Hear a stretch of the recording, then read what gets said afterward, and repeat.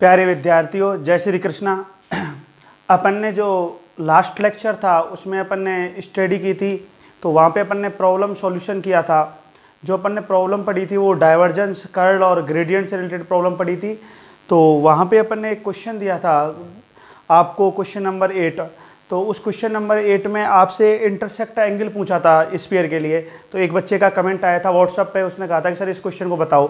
जैसे और भी कोई भी क्वेश्चन है, किसी को प्रॉब्लम आ रही है, सॉल्यूशन नहीं हो पा रहा, तो आप इंस्पायर एकेडमी भाई फिजिक्स बाई इंस्पायर एकेडमी करके जो चैनल है टेलीग्राम पर, उस पर कमेंट के द्वारा या व्हाट्सएप पर आप भेज दीजिए, ठीक है। इधर देखो, तो अपना जो क्वेश्चन था वो क्वेश्चन क्या था,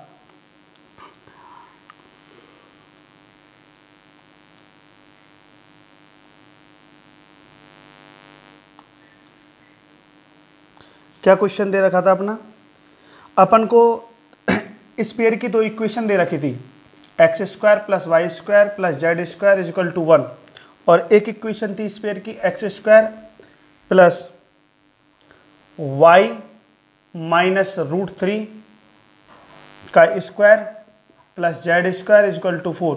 ये दो आपको इक्वेशन दे रखी थी, और आपसे क्या बोल रहा था कि ये दोनों जो स्फीयर हैं, ये जहाँ पर इंटरसेक्ट हो रहे हैं उनके बिटवीन आप एंगल कैलकुलेट करो, यही पूछा हुआ था। तो एक बच्चे ने यही पूछा था क्वेश्चन नंबर 8 का, सर सॉल्यूशन बताओ।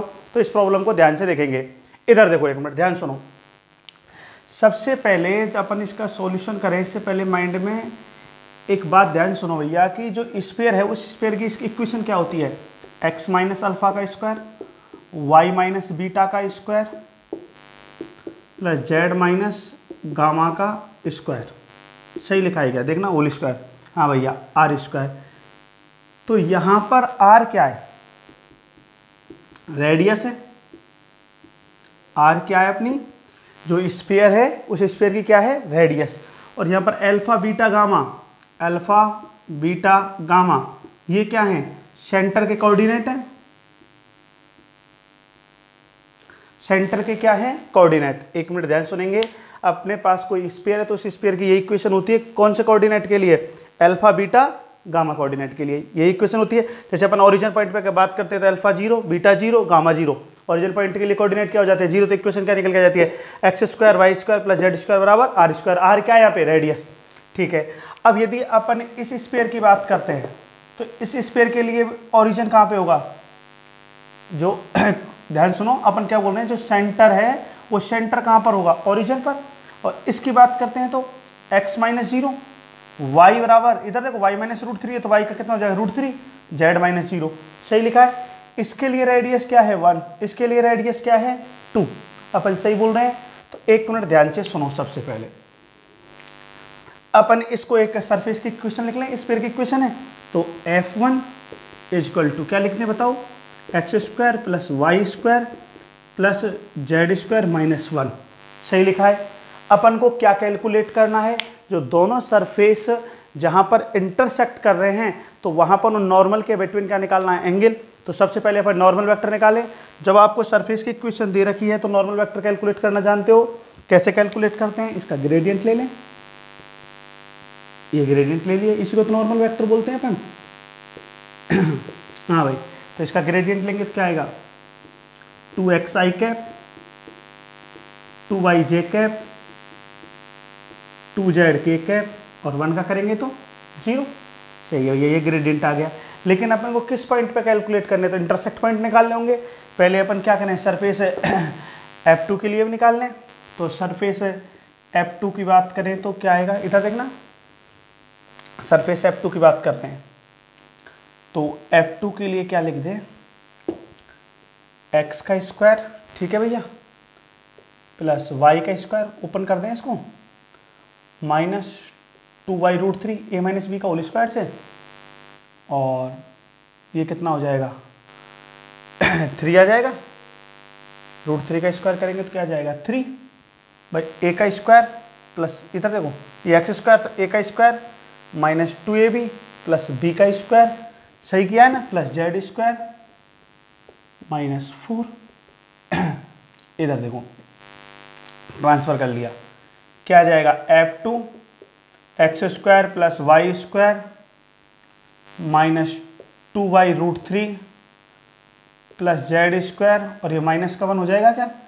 नॉर्मल निकालना है इसका, तो कैसे निकालेंगे? ग्रेडियंट n2 वेक्टर क्या आ जाएगा? पहले x के रेस्पेक्ट में डेरिवेटिव कर दो, तो 2xi कैप, y के रेस्पेक्ट में करो तो यहाँ पे क्या आएगा? y के रेस्पेक्ट में करेंगे तो 2y j कैप माइनस, ऐसे लिख दें इसको 2y, y स्क्वायर करेंगे 2y और इसका करेंगे तो माइनस 2√3, y का 1 हो जाएगा, j कैप प्लस z के रेस्पेक्ट में करेंगे तो 2z और कांस्टेंट का 1 k कैप।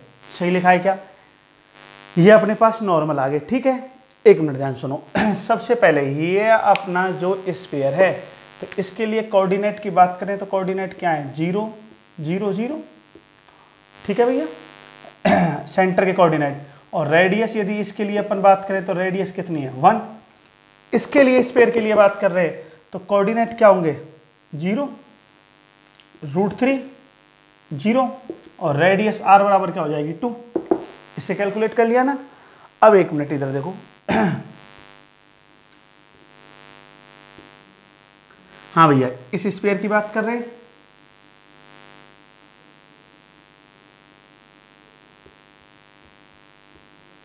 सही है कि चेक करो।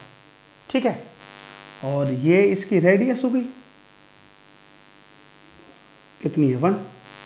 ठीक है, अब अपन इसकी बात करते हैं। तो इधर देखो, यहाँ पे जो कोऑर्डिनेट x 0 है, z 0, y कितना है? √3। जैसे ये अपन डिफाइन कर दें, ये x, ये y और ये क्या हो जाएगा? z।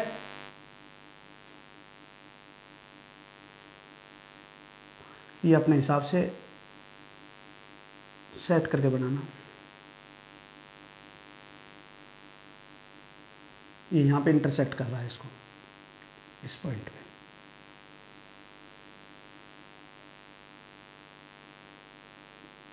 कैसे माने यहाँ पे इंटरसेक्ट कर रहा है? एक मिनट ध्यान सुनो, ये स्फीयर ऐसे स्फीयर बना हुआ है,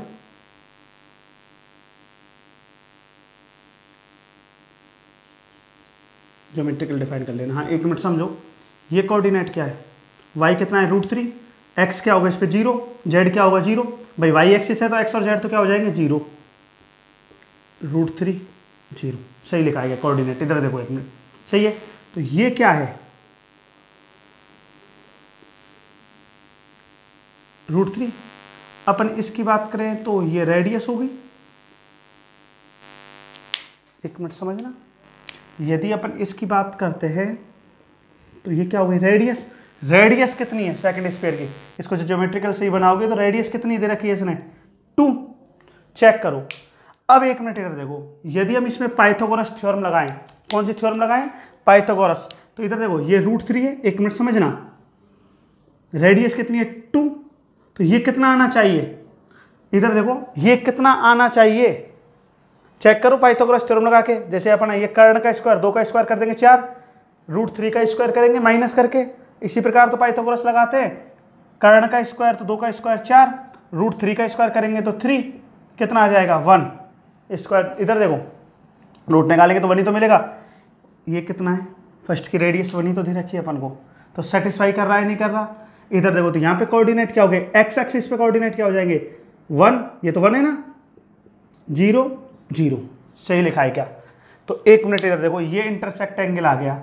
अब यहाँ पर अपन इन दोनों के इस सरफेस के लिए नॉर्मल वेक्टर निकाल लें। जैसे इसका नॉर्मल वेक्टर ये निकाल लिया और इसके लिए नॉर्मल वेक्टर निकाल लें। ठीक है भैया, दोनों के लिए नॉर्मल वेक्टर निकाल लिए। कौन से पॉइंट पर? कोई भी इंटरसेक्ट पॉइंट ले लो। जैसे अपन एक्स एक्सिस पे लिया है, जेड एक्सिस पे ले लो। तो जब जेड एक्सिस पे लोगे तो वहां पे क्या जाएगा? वहां पे वाई और एक्स 0 जाएंगे, क्या मिलेगा? 0 0 1, जो आपकी इच्छा। इतना समझ में आ गया? तो ये अपने पार्ट इंटरसेक्ट, जहां पे इंटरसेक्ट कर रहा है, इस पर इंटरसेक्ट कर रहा है, तो उसके लिए अपने पास क्या निकल के आगे? कोऑर्डिनेट निकल के आगे। दोनों को सेटिस्फाई करवाओ भैया। नॉर्मल वेक्टर कैलकुलेट करते हैं, ध्यान से देखना, अच्छा क्वेश्चन है। क्या आएगा भैया? n1 नॉर्मल वेक्टर लिख दिया। हाँ कोऑर्डिनेट पुट करो। किस कोऑर्डिनेट पर बात कर रहे हैं?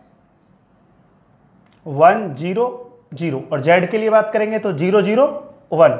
हाँ भैया, क्या आएगा? x के स्थान पे 1 पुट कर दो तो क्या आ गया? 2i cap. ठीक है, अब यदि इसका नॉर्मल वेक्टर का यूनिट नॉर्मल वेक्टर निकालते हैं तो कैसे निकालते हैं? जैसे यूनिट नॉर्मल वेक्टर को मैं इससे दिखा रहा हूं, वेक्टर अपॉन वेक्टर का मॉडुलस, तो क्या आ जाएगा 2i कैप, और इसका मॉडुलस निकालेंगे तो 2 से 2 कैंसिल, तो n1 कैप इसका रूट में करेंगे ना, तो n1 कैप कितना आ गया i कैप, ये निकल के आ गया यूनिट नॉर्मल वेक्टर। और n2 के लिए स्टडी करें तो क्या आ जाएगा देखना,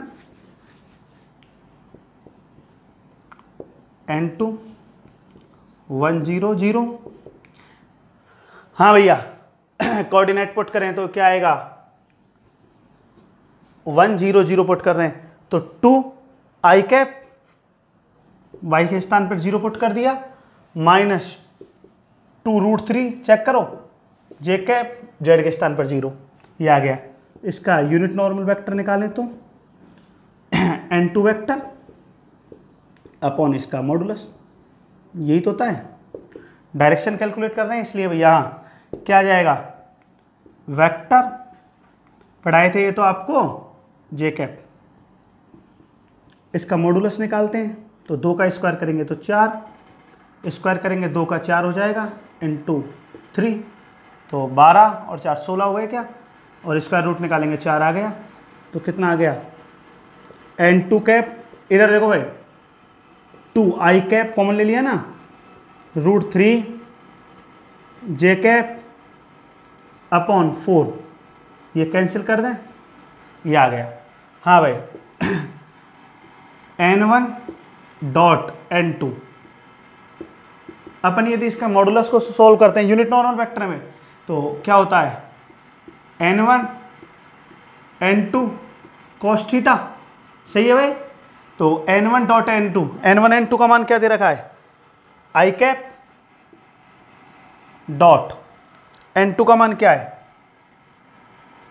i cap √3 j cap upon 2, सही लिखा है कि चेक करो।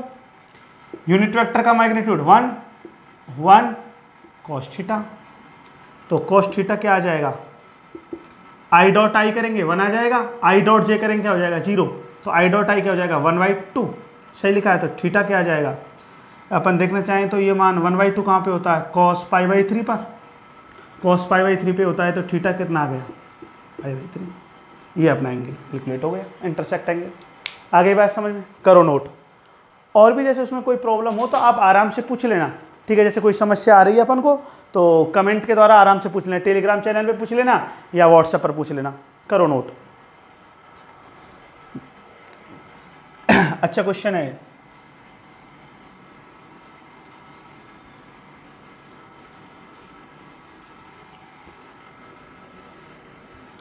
समझ तो आ गया नहीं अपन ने क्या किया था भाई। उसने जिस प्रकार दिया है, फर्स्ट अपन को एक स्फीयर दिया तो स्फीयर बना दिया जिसके सेंटर कहाँ पे था, ओरिजिन पर, ठीक है, और रेडियस कितनी थी 1, आगे बात समझ। इसके बाद में उसने जो सेकंड अपन को स्फीयर दिया था उसके लिए स्फीयर अपन ने यहाँ पे ज्योमेट्रिकल ड्रॉ कर दिया, उसका सेंटर कहाँ पे था 0√3 0 पर, और उसकी रेडियस क्या थी 2, ठीक है। अपन ने देखा इसको सेटिस्फाई कर रहा है नहीं कर रहा, अपन ने देखा सेटिस्फाई कर रहा है, इसका मतलब ये सही है। तो इंटरसेक्ट एंगल इंटरसेक्ट पॉइंट क्या आ गया यहाँ पे 1 0 0, और जेड एक्सिस पे देखेंगे तो यहाँ पे भी इंटरसेक्ट करेगा, 3D में होता है ना स्फीयर, तो वहाँ पे आएंगे 0 0 1, क्योंकि जेड एक्सिस पर एक्स और वाई क्या हो जाएंगे 0, तो भी आपका आंसर यही आएगा। इधर देखो एक मिनट, π/3। अब अपन आगे चलते हैं। सबसे पहले इस बात को ध्यान रखो भाई, जो प्रॉब्लम है जहाँ पे भी आपको समस्या आ रही है अपनी जो अपन क्वेश्चन कर रहे हैं इनमें, तो कमेंट के द्वारा भेजो, मजा तभी आएगा, ठीक है। कोई समझ में नहीं आ रही, किसी प्रकार का टॉपिक कहीं पे भी प्रॉब्लम क्रिएट हो रही है, ठीक है। अब अपन इसको आगे बढ़ाते हैं। तो एक काम करो, कुछ प्रॉपर्टी लिखो वेक्टर की, वेक्टर आइडेंटिटीज।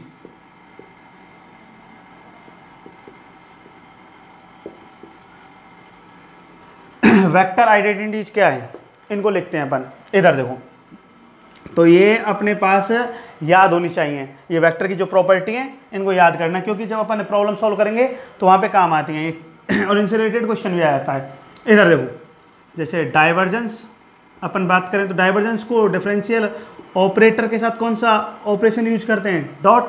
तो डेल डॉट अपन बात कर रहे हैं, आपसे दे दिया A vector plus minus B vector, तो इसको कैसे लिख सकते हैं, del dot A plus minus del dot B. सही लिखा है भैया। इधर देखो सेकंड प्रॉपर्टी, यदि डॉट ऑपरेशन के स्थान पर क्रॉस ऑपरेशन हो तो क्या लिखेंगे, इधर देखो फर्स्ट के साथ डेल क्रॉस ए, जो भी अपन को ऑपरेशन दे रखा है, plus minus del cross second के साथ ऑपरेशन लगा दिया। ठीक है भाई। थर्ड, इधर देखो जैसे अपन को कर्ल, डेल क्रॉस का मतलब कर्लित होता है, एक स्केलर फंक्शन दे दिया फाई और एक वेक्टर फंक्शन दे दिया जैसे ए। ठीक है, ये कैलकुलेट करना है। तो कैसे कैलकुलेट करते हैं भाई, डिफरेंशियल ऑपरेटर का मतलब होता क्या है, ये आपको समझाया था इसका फिजिकल मीनिंग। डिफरेंशियल ऑपरेटर का मतलब होता है डेरिवेटिव। भाई डेरिवेटिव करेगा, आप दो फंक्शन का डेरिवेटिव अपन कैसे करते हैं, जैसे फर्स्ट फंक्शन का करें, अब इसके साथ अपन जब फर्स्ट फंक्शन के करेंगे तो यहाँ पे अपन डॉट लगाएं, क्रॉस लगाएं, क्या लगाएंगे भाई, स्केलर फंक्शन है तो डॉट आता है, नहीं क्रॉस आता है, तो ये क्या बन गया, ग्रेडियंट। दो फंक्शन है, अपन को डेरिवेटिव करना है, फर्स्ट का किया, ऑपरेट से किया, चेक करो ऑपरेशन क्या है, क्रॉस ए वेक्टर, प्लस इसके बाद सेकंड का करेंगे तो फर्स्ट को कांस्टेंट, फाई कांस्टेंट, और सेकंड का करेंगे तो डेल क्रॉस ए। ठीक है, आगे देखो, यदि बात डाइवर्जेंस की करें तो कैसे सॉल्व करेंगे, इधर देखो जहां पे अपना क्रॉस ऑपरेशन आया है वहां पर क्या लगा देंगे, डॉट, तो क्या आ जाएगा, वही डेरिवेटिव दो फंक्शन का, लेकिन डॉट ऑपरेशन के साथ है।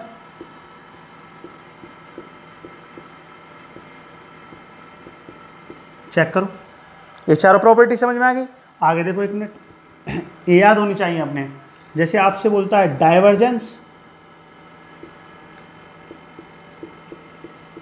दो वेक्टर फील्ड दे दिए, ए वेक्टर और बी वेक्टर, क्रॉस प्रोडक्ट है, इसका डाइवर्जेंस कैलकुलेट करो। ये प्रॉपर्टी यार काम भी आई थी, अपन ने जब एक क्वेश्चन किया था कि ए वेक्टर और बी वेक्टर दो इरोटेशनल फील्ड हैं तो ए क्रॉस बी क्या होगा, अपन ने एक क्वेश्चन किया था इससे बाद, पहले लेक्चर नंबर 6 में, 6 या 7 में अपन ने क्वेश्चन सॉल्व किया था। ठीक है, इधर देखो तो कैसे सॉल्व करेंगे इसको, क्या प्रॉपर्टी होती है, सबसे पहले b vector dot curl of a minus a vector curl of b. कैसे किया था आपने क्वेश्चन सॉल्व, इसी प्रॉपर्टी से किया था। क्या बोल रहा था, ए वेक्टर बी वेक्टर इररोटेशनल की क्या प्रॉपर्टी थी, कर्ल ही जीरो होता है, तो इन दोनों कर्ल क्या हो गया, जीरो। अब यदि कर्ल ये जीरो हो गया तो ये मल्टीप्लाई अपन क्या मिल रहा है, यहाँ पे जीरो ही मिलेगा। ठीक है, रिजल्ट जीरो आ गया, किसका रिजल्ट जीरो आ रहा है, ए क्रॉस बी का डाइवर्जेंस, डाइवर्जेंस जीरो होता है तो फंक्शन क्या होता है, सोलेनॉइड, यही तो समझाया था। इधर देखो और प्रॉपर्टी देखते हैं, डेल क्रॉस ए, ये क्या होता है, जैसे curl of A curl of A curl, तो ये क्या होगा, del operator del dot A minus del dot del A, तो डेल डॉट डेल क्या हो जाता है, डेल स्क्वायर ए वेक्टर, और इसे डेल स्क्वायर को अपन बोलते हैं लाप्लासियन ऑपरेटर। क्या बोलते हैं, डेल स्क्वायर को लाप्लासियन ऑपरेटर। कोऑर्डिनेट सिस्टम पढ़ाएंगे तो वहाँ पे तीनों कोऑर्डिनेट में लिखेंगे, जैसे कार्टेशियन कोऑर्डिनेट सिस्टम में कैसे लिखते हैं इसको, del square upon del x square, del square upon del y square, second derivative होता है del square upon del z square, और ये वेक्टर होता है स्केलर, डिफरेंशियल ऑपरेटर है। ये तो क्या है, वेक्टर, क्योंकि आई कैप जे कैप के कैप यूनिट वेक्टर होते हैं, जबकि ये क्या होता है, स्केलर होता है। ठीक है, आगे और प्रॉपर्टी अपन लिखें तो इधर देखो,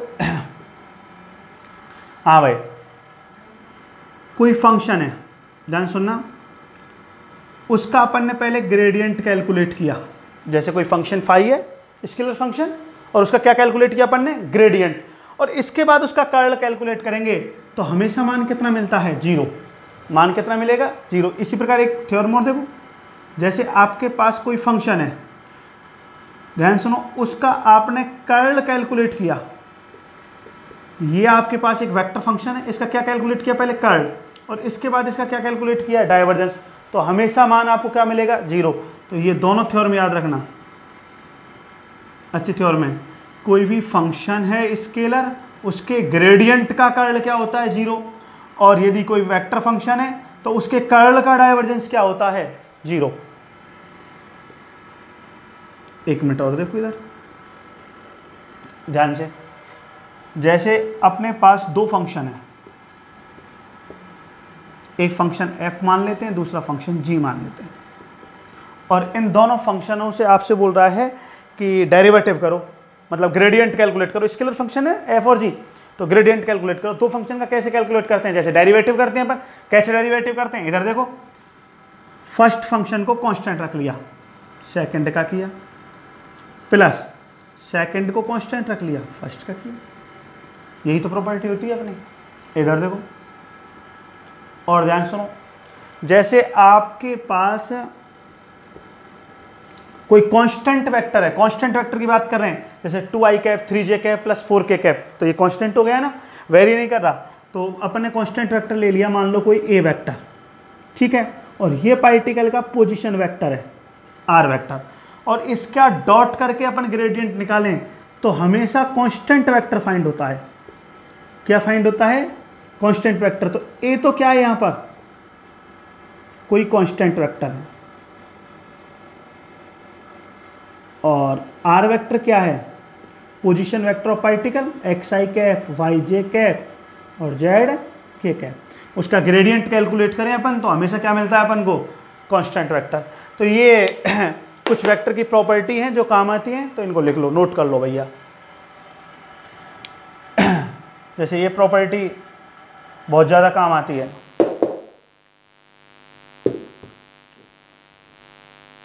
जब आप प्रॉब्लम सॉल्व करोगे तो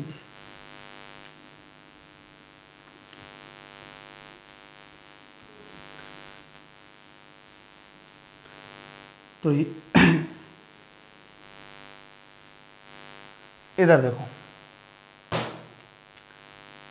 ये तो वेक्टर की अपने पास प्रॉपर्टी हो गई, और वेक्टर के अपन कुछ इंटीग्रेशन पढ़ते हैं।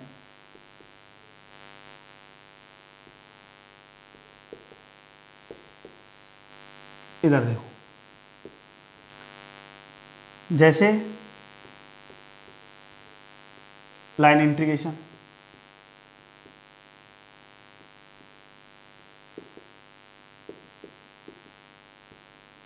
जैसे अपन को ये कोई भी एक लाइन दे दी, एक पॉइंट ए दे दिया, एक पॉइंट बी दे दिया, ये पॉइंट ए है, ये पॉइंट बी है, और किसी पास से इनको कनेक्ट कर दिया, पॉइंट ए और पॉइंट बी को किसी पास से क्या कर दिया, कनेक्ट कर दिया। अब इससे लाइन का इंटीग्रेशन कैलकुलेट करना है, तो इसमें सबसे पहले अपन ने ये देखो एक स्मॉल पार्ट मान लिया, छोटा सा भाग इसका, ठीक है, तो इसको अपन ने किससे व्यक्त कर दिया, एल का मतलब लेंथ, और डी एल वैक्टर मतलब स्मॉल पार्ट ले लिया इसको, ठीक है, और जिसकी डायरेक्शन अपन मानना चाहें तो ये दिखा दी अपन ने डीएल वेक्टर की, या इधर दिखा दो जो आपकी इच्छा, ये दिखा रखी है अपन ने डीएल वेक्टर के लिए, और यहाँ पर कोई वेक्टर फील्ड है जिसकी डायरेक्शन हमने ये दिखा दी, ठीक है, और दोनों के बिटवीन एंगल कितना है, थीटा। अब इस लाइन का अपन को इंटीग्रेशन कैलकुलेट करना है, कहाँ से, पॉइंट ए से पॉइंट बी तक, तो कैसे कैलकुलेट करते हैं,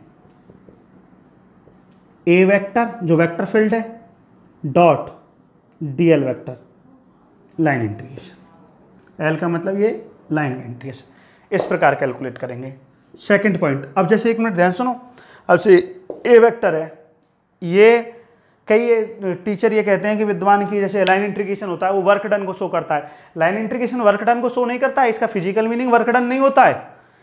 अपन यदि ऐसे बोलें कि जो वेक्टर फील्ड है वो फोर्स फील्ड है, कौन सा फील्ड है, फोर्स, तो एफ डॉट डी एल या डी आर वर्क बन गया, अरे वर्क अपनी फिजिकल क्वांटिटी बनी नहीं बनी। तो यदि वेक्टर फील्ड के स्थान पर जो आपने यहाँ पे जर्नल वेक्टर फील्ड ले रखा है, यदि ये फोर्स फील्ड है तो ये इस कंडीशन में, इस केस के अंतर्गत किसको रिप्रेजेंट करता है, वर्क को, समझ में आ गया। उसी कंडीशन के अंतर्गत जब अपना वेक्टर फील्ड क्या है, यहाँ पे फोर्स फील्ड है, ठीक है। इधर देखो सेकंड, सरफेस इंटीग्रेशन,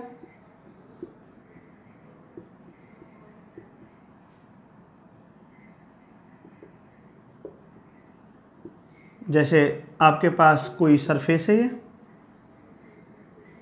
तो सबसे पहले इसका स्मॉल पार्ट ले लो। जैसे पी क्यू आर एस कोई सरफेस है, इसका स्मॉल पार्ट अपन ने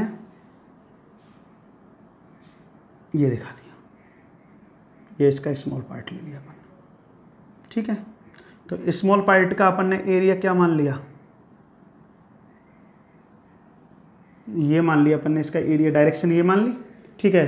अपन जानते हैं जो अपना सरफेस होता है उसकी डायरेक्शन क्या होती है, परपेंडिकुलर टू प्लेन। हाँ भाई, तो ये डी ए वैक्टर से या डी एस वैक्टर से शो कर दो जो आपकी इच्छा, या डी ए वैक्टर से। तो डी क्यों लगा रहे हैं, स्मॉल पार्ट लिया है ना, इसका एक एलिमेंट लिया है छोटा सा। हाँ भैया, और वेक्टर फील्ड की डायरेक्शन अपन दिखाएं तो ये मान लीजिए वेक्टर फील्ड की डायरेक्शन है ए वेक्टर। दोनों के बिटवीन एंगल क्या मान लिया अपन ने, थीटा। आपको यदि सरफेस इंटीग्रेशन कैलकुलेट करना है तो सरफेस इंटीग्रेशन क्या हो जाएगा, ए डॉट क्या आ जाएगा अपना डी एस, ये सरफेस इंटीग्रेशन है। लगाना चाहो तो लगा दो, या डबल इंटीग्रेशन। आगे बात समझ में, वेक्टर फील्ड डॉट एरिया, ठीक है। इधर देखो, लाइन इंटीग्रेशन हो गया अपना, सरफेस इंटीग्रेशन हो गया। थर्ड पॉइंट, वॉल्यूम इंटीग्रेशन की बात करें, वॉल्यूम इंटीग्रेशन इधर देखो, जैसे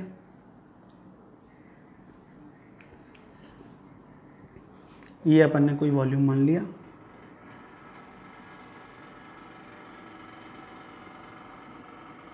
ठीक है। जैसे अपना रूम मान लिया, कोई क्यूबॉइड मान लिया, ये मान लिया 3D में, ठीक है भाई। अब इसमें एक स्मॉल पार्ट ले लो, छोटा सा अपन ने एलिमेंट ले लिया, जैसे इसमें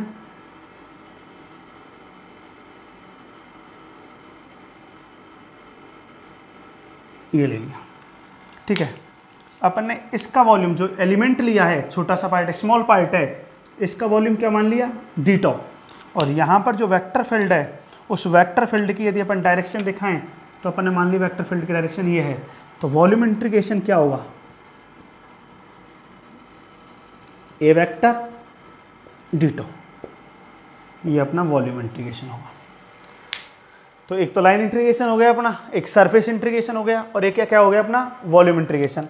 अब सुनो, इनसे रिलेटेड कुछ थ्योरम है अपनी, जैसे लाइन इंटीग्रेशन है अपना, वॉल्यूम इंटीग्रेशन है, सरफेस इंटीग्रेशन है, इनसे रिलेटेड कुछ थ्योरम है, उनको ध्यान से सुनो एक मिनट। जैसे एक है अपनी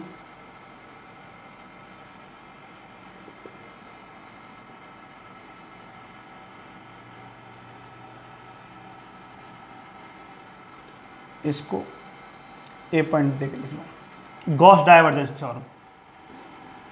कौन सी थ्योरम है अपनी, गॉस डाइवर्जेंस थ्योरम। तो गॉस डाइवर्जेंस थ्योरम क्या काम करती है, जैसे अपने पास वॉल्यूम इंटीग्रेशन है, कौन सा इंटीग्रेशन है, वॉल्यूम,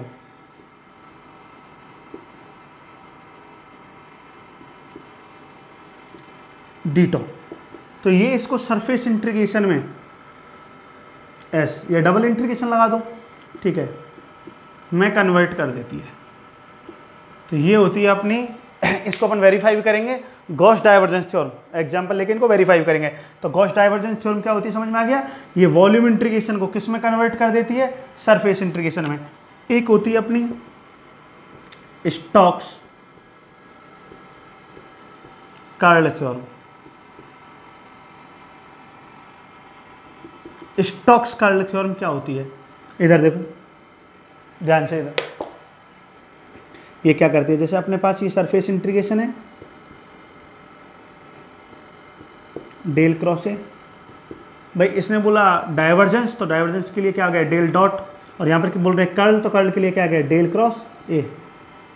इधर देखो डीएस, सरफेस इंटीग्रेशन, इसको ये लाइन इंटीग्रेशन में कन्वर्ट कर देती है।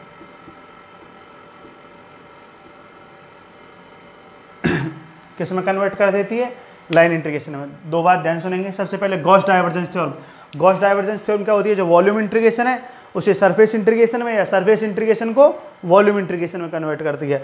और स्टोक्स कर्ल थ्योरम क्या करती है, ये सरफेस इंटीग्रेशन है और इसको किस में कन्वर्ट कर देती है, लाइन इंटीग्रेशन में, या लाइन इंटीग्रेशन को किस में कन्वर्ट कर देती है, सरफेस इंटीग्रेशन में। हाँ भाई, एक बात और ध्यान सुनो, जैसे ये अपना बी पॉइंट हो गया। एक फंडामेंटल थ्योरम और है अपने, मेंटल थ्योरम ऑफ, जैसे अपने डाइवर्जेंस की थ्योरम पढ़ ली, कर्ल की थ्योरम पढ़ ली, तो एक ग्रेडियंट, तो ये ग्रेडियंट की थ्योरम क्या होती है। इधर देखो अपन ने तीन डिफरेंशियल जो अपना ऑपरेटर था उससे रिलेटेड तीन क्वांटिटी पढ़ी थी। एक अपन ने क्या पढ़ा, ग्रेडियंट, जहाँ पे स्केलर फंक्शन ऑपरेट होता है। एक क्या पढ़ा, डाइवर्जेंस, और एक क्या पढ़ा, कर्ल। अब जैसे अपने पास स्केलर फंक्शन फाई है, तो फाई का स्केलर फंक्शन क्या है, फाई, तो फाई पर ये ऑपरेट कर दिया, तो ये क्या बन गया, ग्रेडियंट बन गया। इधर देखो डॉट डीएल वेक्टर, इधर देखो लाइन इंटीग्रेशन है, जैसे ये लाइन इंटीग्रेशन, लाइन कहाँ से अपनी ए टू क्या है, बी, क्या होगा, ये होती है अपनी ग्रेडियंट थ्योरम। ये तीनों थ्योरम लिख लो। अब इनसे रिलेटेड अपन प्रॉब्लम सॉल्व करेंगे तब ये समझ में आएगा, क्वेश्चन में वेरीफाई करेंगे इनको। जैसे सरफेस इंटीग्रेशन को वॉल्यूम इंटीग्रेशन के इक्वल करेंगे, या कर्ल थ्योरम के लिए अपन क्या करेंगे, जो सरफेस इंटीग्रेशन है उसे लाइन इंटीग्रेशन के बराबर करेंगे। तो इधर देखो पहले अपन जैसे लाइन इंटीग्रेशन के क्वेश्चन सॉल्व करते हैं जो एग्जाम में आई हुई प्रॉब्लम है। अब इधर देखो ध्यान सुनो, इनको अप्लाई करना सीखो। कंपटीशन एग्जाम के लिए अपन को अप्लाई करना आना चाहिए। तो यहां से अपने क्वेश्चन आते हैं, जैसे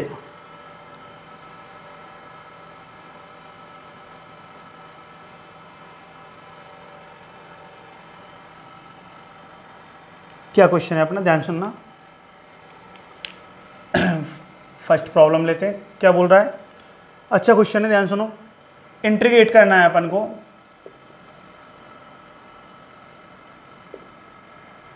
इंटीग्रेट करने की बोल रहा है, integrate the function F vector is equal to, अपन को दे रखा है x square I cap minus x Y J cap from the point 0, 0 to 1, 1 along the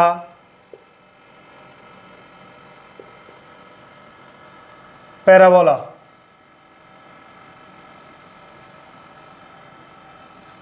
x is equal to y square. एक मिनट क्वेश्चन को ध्यान से पढ़ो, क्या लिखा हुआ है। इंटीग्रेट करना है अपन को the function f is equal to, ये दे रखा है फ्रॉम द पॉइंट 0, 0 to 1, 1, हाँ भैया, अलोंग द पैराबोला, ये दिया हुआ है अपन को, ठीक है। अब कैसे इंटीग्रेट करेंगे इसको, ध्यान सुनो। सॉल्यूशन करते हैं। जैसे अपना function F vector is equal to क्या दिया हुआ है, लिखना एक्स स्क्वायर आई कैप माइनस एक्स वाई जे कैप, ये लिख दिया। पोजीशन वेक्टर अपना r vector is equal to क्या होता है, x i cap y J cap z k cap, लेकिन ये एक्स वाई प्लेन की बात कर रहा है तो इतनी काफ़ी है, ठीक है। इसको डेरिवेटिव फॉर्म में लिखेंगे तो D r vector line integration के लिए क्या हो जाएगा, डिफरेंशियल फॉर्म में लिख दिया है D x i cap D y J cap. अपना लाइन इंटीग्रेशन क्या होता है, ए डॉट डी एल या ए डॉट डी आर। तो यहाँ पर वेक्टर फील्ड क्या दे रखा है, फोर्स फील्ड है, मतलब वर्क डन कैलकुलेट होगा तो एफ डॉट डी आर। तो ये कर दिया अपन ने एफ डॉट डी आर। तो एफ डॉट डी आर करेंगे तो क्या है, x square I cap x Y J cap dot d x i cap, ध्यान से देखना अच्छी प्रॉब्लम है, d y J cap f vector dot D r vector i dot i j dot j, क्या आ जाएगा x square d x minus x y, क्या आ गया डी वाई, ठीक है।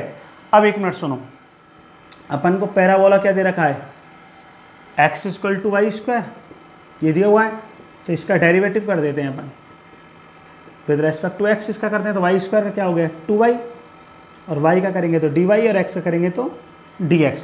तो यहाँ पे वैल्यू पुट कर दें अपन, तो वैल्यू पुट करेंगे तो अपन क्या आ जाएगा, इधर देखना f डॉट डी आर या a डॉट डी एल ही तो बन रहा है। यहाँ पे अपन ने वेक्टर फील्ड के स्थान पर फोर्स फील्ड दे रखा है इसने, क्या f वेक्टर, और डी आर के स्थान पर dl। हाँ भैया क्या आ जाएगा, देखो एक मिनट, क्या है एक्स स्क्वायर तो अपन यहाँ पर इसको या तो y की फॉर्म में लिख लो या x की फॉर्म में। अब जैसे अपन इसको dx लिख रहा है तो y की फॉर्म में कन्वर्ट कर देते हैं, तो y की फॉर्म में कन्वर्ट करेंगे तो x स्क्वायर का क्या आ जाएगा, y की पावर 4 हो गया ये तो, ठीक है। dx, तो dx का मान यहाँ पे पुट करेंगे तो ये क्या आ गया, 2/dy माइनस, हाँ भैया x, तो x का मान कितना है y स्क्वायर, और y तो ये क्या हो जाएगा y³ dy। चेक करो, y वेरिएबल में कन्वर्ट कर दिया अपन ने। हाँ भैया, अब लाइन इंटीग्रेशन करना है, तो लाइन इंटीग्रेशन कर रहे हैं तो f.dr या dl, ये लाइन इंटीग्रेशन। हाँ भैया f, तो कितना मान है इसका, इंटीग्रेट कर रहे हैं दोनों तरफ, तो y क्या हो जाएगा 2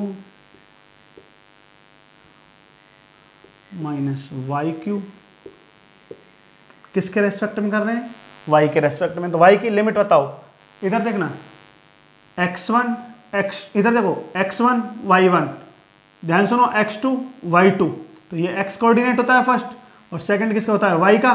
तो y कहाँ से कहाँ तक जा रहा है, 0 से 1, कहाँ से कहाँ तक जा रहा है 0 से 1, तो लिमिट क्या होगी 0 to 1, और x की लिमिट लगाते तो ये x1 ये x2, तो x की लिमिट क्या हो जाती है 0 to 1।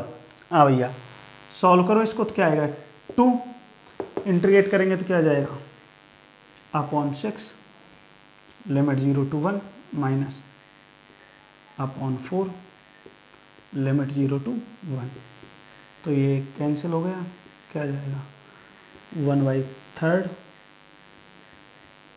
माइनस करेंगे इसको तो 1 ही आएगा ये, तो अपर लिमिट माइनस लोअर लिमिट करेंगे ना 1/4, तो कितना आ जाएगा मल्टीप्लाई करके सॉल्व करेंगे तो 12 एलसीएम ले लिया 4 - 3, तो 1/, ये अपना लाइन इंटीग्रेशन आ गया, ये कैलकुलेट हो गया। इसको वर्क डन भी बोल सकते हो आप, जूल लिख दो, यूनिट लिखना चाहो तो, ठीक है। ये आ गया, कितना आ गया 1/12। एक प्रॉब्लम और लिखो ऐसी, इधर देखो, तो लाइन इंटीग्रेशन समझ में आ रहा है, इसको अप्लाई करना सीखो। लाइन इंटीग्रेशन कैसे सॉल्व करेंगे, सरफेस इंटीग्रेशन को कैसे सॉल्व करेंगे, डाइवर्जेंस थ्योरम कैसे अप्लाई करेंगे, स्टोक्स का थ्योरम कैसे अप्लाई करेंगे, ग्रेडियंट थ्योरम्स कैसे अप्लाई करेंगे, तो ये अपन को आना चाहिए। आगे क्वेश्चन लिखते हैं, इधर देखना, खूब सारी प्रॉब्लम सॉल्व करेंगे अपन। इधर देखो, एफ, जिससे आपको प्रैक्टिस हो, F vector 3xy i cap minus y square j cap, ये कह रहा है कैलकुलेट करना है अपन को, वैल्यू कैलकुलेट करनी है। Determine the value of f.dr, इसकी वैल्यू आपको कैलकुलेट करनी है, ठीक है। वेयर सी, ये जो सी है, सी इज द क्या है कर्व, क्या कर्व है y = 2x² in the xy plane, और आगे क्या बोल रहा है, फ्रॉम 0 0 to 1 2, ये अपना क्वेश्चन है। क्या क्वेश्चन एक बार पढ़ो, इफ वेक्टर फील्ड दे रखा है तो आपको क्या कैलकुलेट करना है, लाइन इंटीग्रेशन की वैल्यू कैलकुलेट करनी है, जहाँ पे सी क्या है कर्व है, क्या कर्व है y = 2x², कौन से प्लेन में, xy में, ठीक है भैया। तो आराम से सॉल्व कर सकते हो, वही कहानी अपनी। सबसे पहले वेक्टर फील्ड लिखो, क्या है अपना vector field 3xy force field के रूप में दे रखा है, minus y square j cap, ये लिख दिया। इसके बाद xy प्लेन की बात कर रहा है तो dr वेक्टर बराबर क्या लिख दें, dxi cap dyj cap, f.dr कर दें तो f.dr, तो f.dr करेंगे i.i j.j, क्या आ जाएगा 3xy dx minus y square j.j dy, सही लिखा है क्या। इसके बाद में अपन को क्या दे रखा है y is equal to 2x²। तो इसको डेरिवेटिव कर दो, एक वेरिएबल में कन्वर्ट कर दें तो y का करेंगे dy, 4 हो जाएगा क्या, x का dx। वैल्यू पुट करो, क्या आएगा dr, हाँ भैया 3x, x पहले अपने y वेरिएबल में कन्वर्ट किया, अब x में करके सॉल्व करेंगे। वैल्यू पुट करो y के, कितना आ जाएगा 2x² dx, y का स्क्वायर, इसका स्क्वायर करेंगे तो -4 x की पावर 4, सही है भाई। और dy का मान 4x dx। तो अपने पास f डॉट डी आर क्या आ गया, f डॉट डी आर, तो ये आ जाएगा 6 x³ हो जाएगा क्या, माइनस x5 dx। इंटीग्रेशन कर दें, f डॉट डी आर किसके रेस्पेक्ट में करेंगे, चेक करो, किस वेरिएबल में, x। लिमिट लगाओ x की, क्या लिमिट होगी x की, 0 से 1, लगा दे 0 to 1। अब y की लिमिट लगाते, y के रेस्पेक्ट में करते तो क्या होती लिमिट, 0 to 2। हाँ भैया क्या आ जाएगा 6 x4 अपॉन 4, इंटीग्रेशन सही कर रहे हैं ना, 0 to 1 माइनस ये कितना आ जाएगा 0 to 1, क्या आ जाएगा, सॉल्व करो, 3/2 1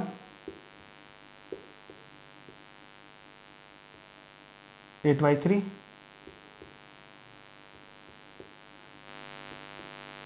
क्या आ गया 6 एलसीएम ले लिया अपन ने, 9 माइनस कितना आ जाएगा,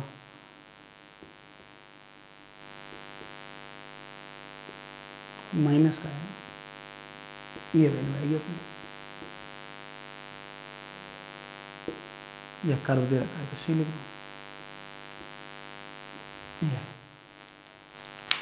तो ये प्रॉब्लम समझ में आ गई, किस प्रकार अपन सॉल्व करेंगे, इसको किस प्रकार अप्लाई करेंगे। और अब इनकी प्रैक्टिस स्वयं करो, जैसे लिखो एक क्वेश्चन हो, इधर देखो,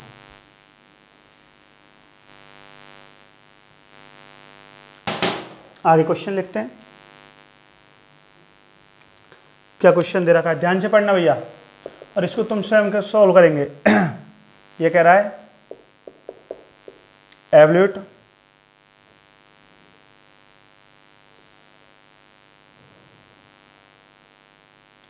किसकी वैल्यू अपन को कैलकुलेट करनी है, f dot D R where vector field दे रखा है, f vector x² minus y² I cap plus xy j cap and curve C, जो अपना यहाँ पे कर्व है C इज आर्क, चाप है, आर्क मतलब चाप है, ऑफ, किसका चाप है, of the curve y equal to x² का, फ्रॉम, क्या दिया हुआ है अपन को, ये दिया हुआ है 0 0 2 2 4, जो कि तो क्वेश्चन आराम सॉल्व कर सकते हो, करो सॉल्व लाइन इंटीग्रेशन को,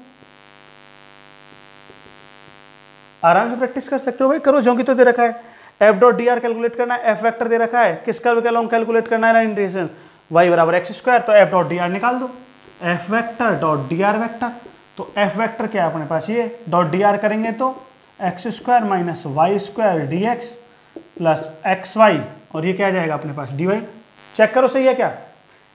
हाँ भाई, अब एक में कन्वर्ट कर लें तो आपको क्या दे रखा है, y इक्वल टू x², तो dy डेरिवेटिव फॉर्म में लिख दें तो 2x dx, वैल्यू पुट करो, f dot D R x², y में लिखना चाहो तो y में लिख लो, जो आपकी इच्छा, एक्स स्क्वायर माइनस एक्स की पावर 4 हो जाएगा, ये एक्स में कन्वर्ट करोगे तो d x plus x, y का मान लिखेंगे तो एक्स स्क्वायर तो क्यूब, और डी वाई का मान लिखेंगे तो 2x dx।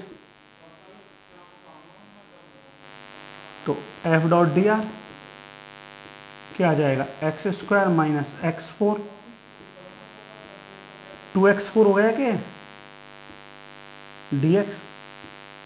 तो ये कितना बच जाएगा, यहाँ से x4 बच जाएगा। तो एफ डॉट डी आर क्या आ गया,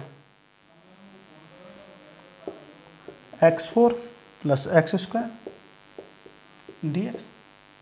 इंटीग्रेशन लगा लो,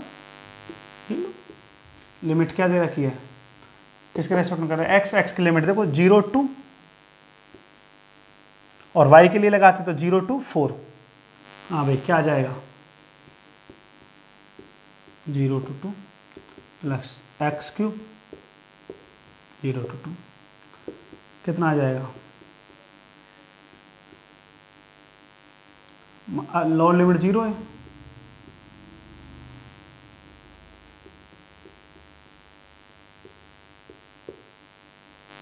तो ये कितना हो जाएगा 1/5 मल्टीप्लाई करो 2 इंटू 2 इंटू 2 इंटू 2, 4 8 16 32,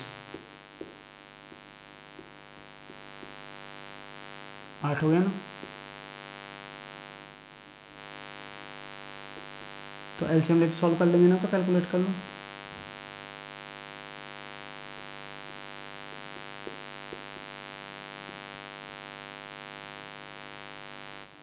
तो कितना आ जाएगा ये 6 और ये 9।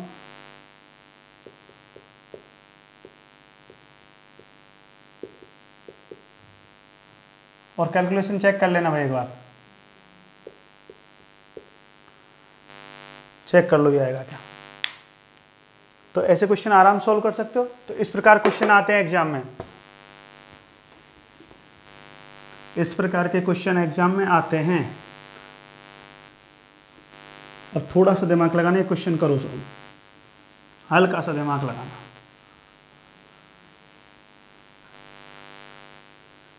लिखो, अच्छा क्वेश्चन है, ध्यान सुनना। क्या क्वेश्चन दे रहा है, अपन से कह रहा है,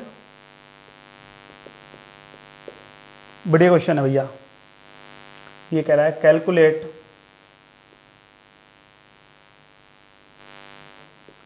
करवा रहा है वैल्यू अपन को एफ डॉट डी आर, ठीक है।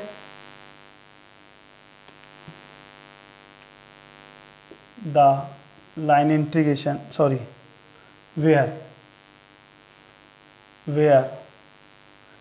कर्व के बारे में बोल रहा है, वेयर एफ वेक्टर क्या दे रखा है, x square plus y square I cap minus 2xy j cap and c is ए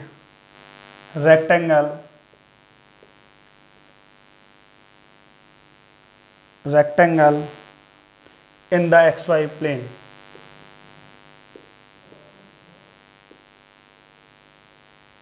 और आगे क्या बोल रहा है,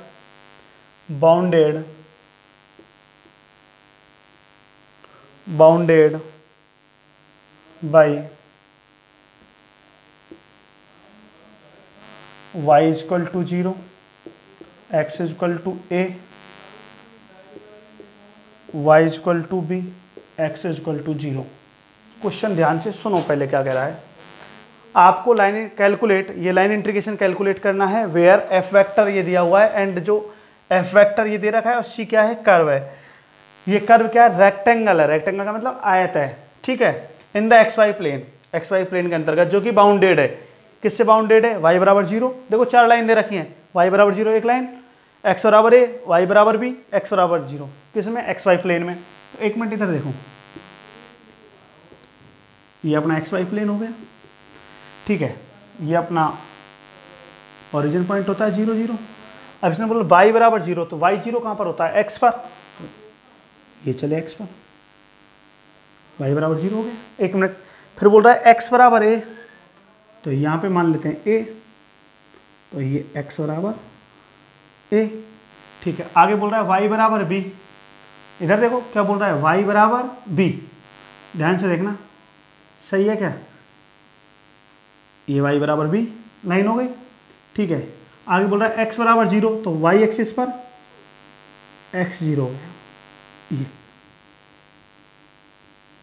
कितनी लाइन बन गई? देखो रेक्टेंगल में 4 लाइन आ गई, तो इसको मैं C1 C2 C3 और ये क्या हो गया C4। कोऑर्डिनेट लिखें तो कोऑर्डिनेट कैसे लिखेंगे? y बराबर 0 तो ये, तो यहाँ पे कोऑर्डिनेट क्या हो जाएगा लिखें तो a, और y x एक्सिस पे y क्या हो जाएगा 0, ये लिखें तो a b, और इसको लिखें तो x तो 0 है, y भी है। चेक करो सही लिखा गया। अब आपको ये लाइन इंटीग्रेशन कैलकुलेट करना है, तो एक मिनट ध्यान से सुनो। ये जो लाइन इंटीग्रेशन है अपना f डॉट डी आर, ये कर्व का है, लेकिन कर्व कितनी लाइनों में ब्रेक हो रहा है, यहाँ पे डिसइंटीग्रेट हो रहा है, टूट रहा है, C1 C2 C3 C4। तो आपको इन सब का लाइन इंटीग्रेशन निकालना है। f dot D R C1, f dot D R C2। अच्छा क्वेश्चन है, ध्यान से देखो, f dot D R C3, f dot D R C4। आगे बात समझ में? भाई उसने क्या बोला है, रेक्टेंगल और जिन बाउंडेड लाइन है वो बाउंडेड लाइन दे दी अपन को, ये कंडीशन दी हुई है अपन को। अब आराम सॉल्व करो। हाँ, सबसे पहले अपना चलो इसको इक्वेशन फर्स्ट दे देते हैं। f वेक्टर क्या है, f डॉट डी आर निकालते हैं अपन सबसे पहले। तो f वेक्टर क्या है अपना, i dot i j dot j k dot k करेंगे तो x y प्लेन की बात कर रहा है तो k डॉट k यूज नहीं लेंगे, तो यहाँ पे क्या आ जाएगा x square plus y square d x minus 2xy dy। सही है। अब पहले एक मिनट इसके लिए स्टडी करते हैं। सबसे पहले फर्स्ट स्टेप ये पॉइंट करके ले लेते हैं, इधर देखो f डॉट डी आर, ठीक है, C1 कर्व के लिए। अब एक मिनट ध्यान से सुनेंगे। इंटीग्रेशन, इसने इंटीग्रेशन ही बोला, इंटीग्रेशन लगा दिया। सबसे पहले अपन क्या दिया, y बराबर 0। कौन सी लाइन है अपनी y बराबर 0 पर, ये वाली लाइन। तो इसमें y बराबर 0 पुट कर दो, y बराबर 0 पुट करेंगे इसमें। भाई y बराबर 0 के लिए सॉल्व कर रहे हैं, सबसे पहले C1 कर्व ये इस लाइन पर सॉल्व कर रहे थे, यहाँ पे y बराबर क्या है 0। देखो केवल ऐसे चलो, x ही तो इंक्रीज हो रहा है, यहाँ से चल रहे हैं तो y बराबर 0 इसमें पुट करेंगे f डॉट डी आर में। f डॉट डी आर का लाइन इंटीग्रेशन कैलकुलेट कर रहे हैं C1 कर्व के लिए, तो y बराबर 0 पुट करेंगे तो यहाँ क्या आ गया x स्क्वायर dx, और y बराबर 0 तो उसका डेरिवेटिव करेंगे तो 0, तो ये टर्म तो क्या हो जाएगी 0। लेकिन लिमिट किसकी लगेगी अब, x की। तो x की लिमिट कहाँ से कहाँ तक है चेक करो, 0 से देखो C1 कर्व के लिए a, तो ये लिमिट लगा दी अपन ने 0 to a। क्या आ जाएगा सॉल्व करेंगे तो अपन इसको सॉल्व करो तो x³ बाई 3 0 to a, तो क्या आ गया अपना a³ बाई 3। सही है भैया। अब आगे देखो सेकंड स्टेप, सेकंड कर्व के लिए करते हैं C2 f dot D R. समझो भैया, इधर देखो और इनको नोट करो, शानदार नोट्स बनाओ अल्टीमेट तरीके से, एक एक पॉइंट को नोट करो। हाँ भाई, C2 कर्व के लिए, तो C2 कर्व के लिए x बराबर a, इस लाइन के लिए बात कर रहे हैं, x बराबर a पुट कर दो। तो इसमें x बराबर a पुट करेंगे यहाँ पे, तो क्या आएगा देखो, integration f dot D R. भाई इसने बोला इंटीग्रेशन, इंटीग्रेशन लगा दिया, इसने बोला f डॉट डी आर, ये अपना f dot D R, sorry ये अपना f डॉट डी आर रहा। किसके लिए कर सॉल्व कर रहे हैं, C2। C2 में क्या है, x बराबर a पुट कर दो, a square plus y square. समझना, x बराबर a क्या है अपना कांस्टेंट पॉइंट दे रखा है। अब कांस्टेंट इधर देखो, x बराबर a कांस्टेंट लाइन ही तो है ये यहाँ पे, इधर समझना इस बात को, x बराबर a क्या है अपना कांस्टेंट, डेरिवेटिव करेंगे तो क्या आ जाएगा 0। तो ये क्या हो गया dx 0 हो गया, ये लिख दिया 0, ठीक है। x बराबर क्या है a, तो -2 a integration Y D Y. ये जीरो क्यों हुआ समझ में आ गया? एक्स बराबर है, डेरिवेटिव डी एक्स निकालेंगे तो क्या हो जाएगा? जीरो। ए कांस्टेंट है ना अपना। हाँ भैया, वाई डी वाई। लेकिन अब इंटीग्रेशन किसके रेस्पेक्ट में? वाई। अब वाई की लिमिट क्या होगी? यहाँ से देखो, फर्स्ट कोऑर्डिनेट एक्स का, सेकंड वाई का, तो 0 टू बी, ये लगा दी लिमिट 0 टू बी। क्या आएगा बताओ? सॉल्व करेंगे तो -2a, यह आ जाएगा y square by 2, 0 to b, तो 2 से 2 गया, क्या आ गया? A b square. ठीक है, थर्ड स्टेप इधर लिख लेते हैं। अब अपन को कौन से कर्व के लिए सॉल्यूशन करना है? F dot D R C3। C3 की बात करें तो y बराबर b, ये आ गया। तो y के स्थान में b पुट करेंगे तो डेरिवेट करेंगे, dy क्या हो जाएगा? 0। तो dy 0 हो गया, ये टर्म तो गई, और y बराबर b पुट करना है इसमें। y बराबर b पुट करेंगे तो क्या आएगा? देखो, एक्स स्क्वायर वाई बराबर b dx। लिमिट लगाओ, a टू 0, a टू 0, क्या आ जाएगा? C3 f dot D r, x square का डेरिवेटिव करेंगे तो एक्स क्यूब, और इसका करेंगे तो बी स्क्वायर कॉन्स्टेंट है एक्स, लिमिट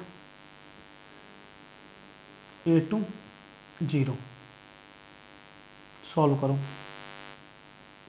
क्या आ जाएगा? सॉल्व करेंगे तो यहाँ पे upper limit minus lower limit, तो ये माइनस का ए क्यू बाई 3, ठीक है, माइनस का ए बी स्क्वायर। सही है भाई। अब फोर्थ पॉइंट अपना क्या है? F dot D r c. F dot D r, इधर देखो, एफ डॉट डी आर क्या है? एक्स बराबर 0 पुट करना है, तो x बराबर 0 पुट करते हैं, डी एक्स 0, तो ये एलिमेंट तो गया, और x बराबर 0 पुट करेंगे तो ये भी गया, ये टर्म भी गई, तो ये क्या आ जाएगा अपना? 0। अब वैल्यू पुट कर दो, तो अपन वैल्यू पुट करते हैं इक्वेशन फर्स्ट में, तो क्या आएगा इक्वेशन फर्स्ट में वैल्यू पुट करेंगे तो? इक्वेशन फर्स्ट में अपन वैल्यू पुट करते हैं, क्या आएगा? इसमें मान रखते हैं, तो integration F dot D r, इधर देखो इसका मान कितना है? फर्स्ट एलिमेंट का अपन ने ए क्यू बाई 3, इसका लिखते हैं minus a b square. Third step का मान कितना आया है?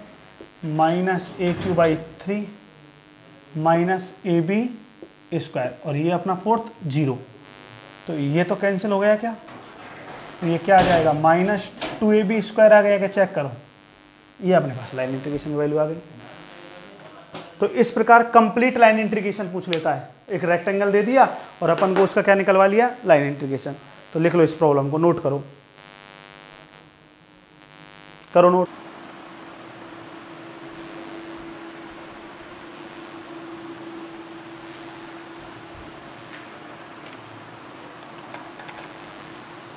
कर लिया नोट?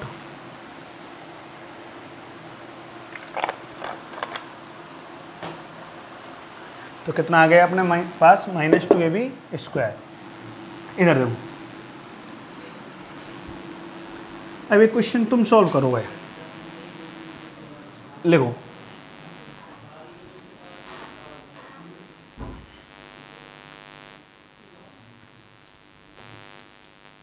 लिखो भैया, क्या प्रॉब्लम दे रखी है? इधर देखो, क्या कह रहा है आपसे? क्वेश्चन दिया हुआ है, कैलकुलेट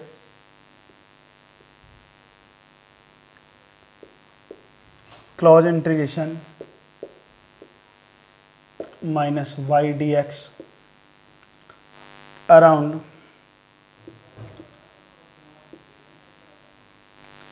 ए सर्कल, सर्किल की बात की है, around a circle x square plus y square is equal to r square.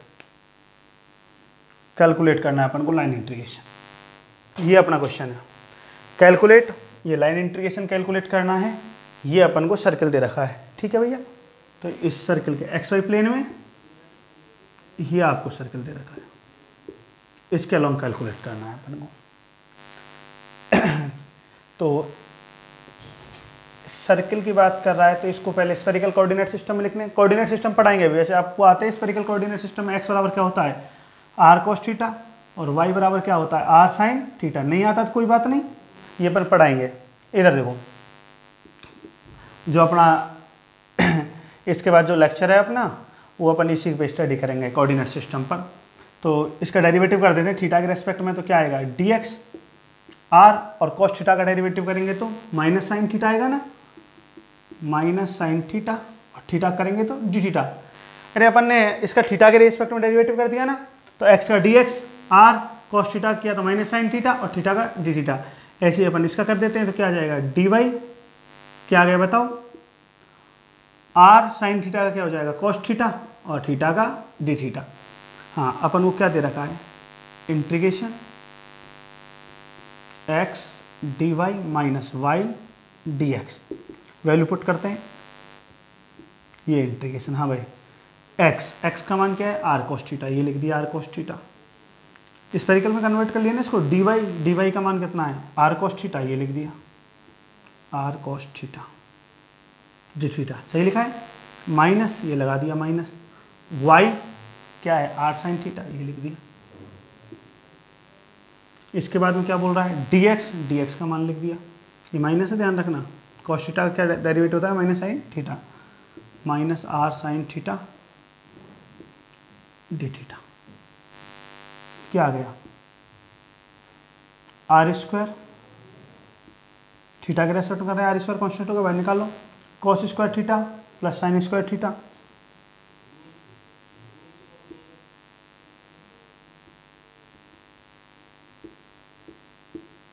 D theta, ये 1 हो जाएगा। और डी थीटा लिमिट बताओ थीटा की कहाँ से आता है, सर्किल है तो सर्किट में इधर देखो, सर्किल में कंप्लीट लिमिट क्या हो जाएगी 0 to 2 पाई, क्या आ गया r square 0 to 2 pi D theta, क्या आ जाएगा 2 पाई r स्क्वायर। ये इंटीग्रेशन हो गया, लिख लो।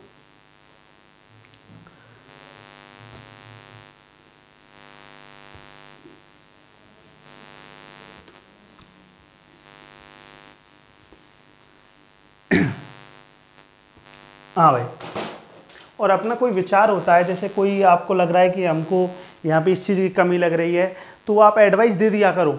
हो सकता है जैसे आप सामने बैठे रहते हैं तो अपन लग जाता है कि बच्चे को ये कमी है, बच्चे के ये समझ में नहीं आ रहा, बच्चे को ये प्रॉब्लम आ रही है। अब जब सामने नहीं होते तो प्रॉब्लम क्रिएट ही हो सकती है कि हम आपकी फीलिंग्स को नहीं समझ पाए। हालांकि जो आपको पढ़ाया जा रहा है वो एकदम बेसिक से पढ़ा रहा हूँ मैं, आपको बेसिक से लेकर जहाँ कॉम्पिटिशन में क्वेश्चन आता है वहाँ तक ले जाने की कोशिश कर रहा हूँ। फिर भी कई ऐसी बातें हैं जो नहीं लग रहा है कि अपन को कि यहाँ पे हम सर को कुछ ऐसा करना चाहिए, तो वो एडवाइस दे सकते हैं। और वैसे आप चिंता करो मत, मस्त रहो आराम से, शानदार एक्सपीरियंस।